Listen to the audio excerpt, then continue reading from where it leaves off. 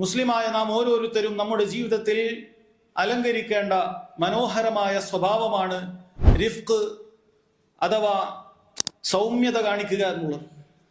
നമ്മുടെ സംസാരത്തിലും നമ്മുടെ പ്രവർത്തനങ്ങളിലുമെല്ലാം സൗമ്യതയുണ്ടാവുക എന്നുള്ളത് ദീനുൽ ഇസ്ലാം വളരെയധികം പ്രോത്സാഹിപ്പിച്ചിട്ടുള്ള കാര്യമാണ്.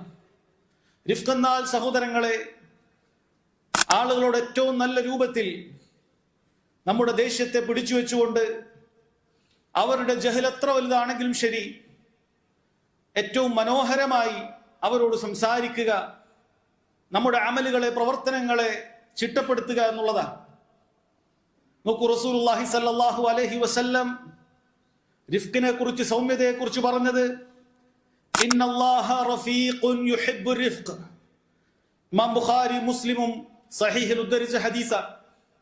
തീർച്ചയായും അല്ലാഹു സുബ്ഹാനഹു വ തആല റഫീഖാണ്, സൗമ്യതയുള്ളവനാണ്. യുഹിബ്ബു റിഫ്ഖ്, അല്ലാഹു സൗമ്യതയെ ഇഷ്ടപ്പെടുന്നു എന്ന് റസൂലുള്ളാഹി സ്വല്ലല്ലാഹു അലൈഹി വസല്ലം സഹോദരങ്ങളെ അറിയിക്കുകയാണ്.